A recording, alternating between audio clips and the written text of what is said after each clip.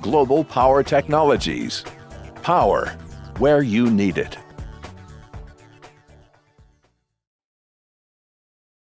Hi, I'm Darcy with Global Power Technologies, and today we'll be speaking about the 8550 heat pipe annual inspection. Inspecting your heat pipes during regular annual maintenance is an important part of ensuring optimal performance from your 8550 TEG. To perform this procedure, you'll need the following tools. Bulletin number 69747, Rev 0, as well as a digital multimeter with a thermocouple capable of measuring up to 150 degrees Celsius or 300 degrees Fahrenheit. Ensure the TEG has been running for at least 1 hour before performing this procedure. If possible, try to do these tests under calm weather conditions. The first thing you're going to want to do is a hand inspection of all of the heat pipe tips around the entire unit. Now take care, because these are going to be very hot. You're going to put your hand up against the tip and just make sure that it's reasonably warm. Now you'll see I'm going to get to this one. It's very cold, so this is one that I would identify for further inspection. For the detailed inspection, you're going to want to use your thermocouple meter to record the temperature along multiple points along the convection tube. We're going to start with A and B, which A is 3 fins in from this side, and B being 8 fins in on this side.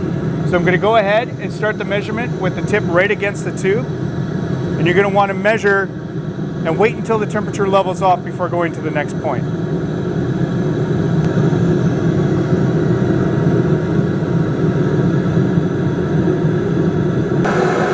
Once you have both temperatures, you're going to want to put them in the appropriate columns under step 1 of the bulletin, and then do the math to find out the differential between the two temperatures.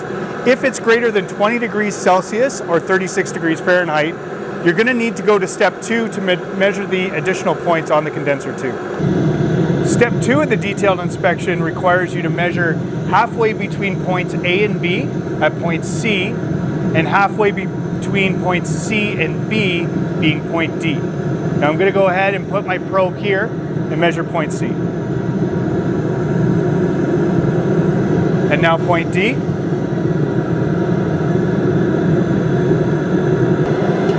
Once you've got the temperatures from points C and D, you're going to want to put them in the appropriate columns.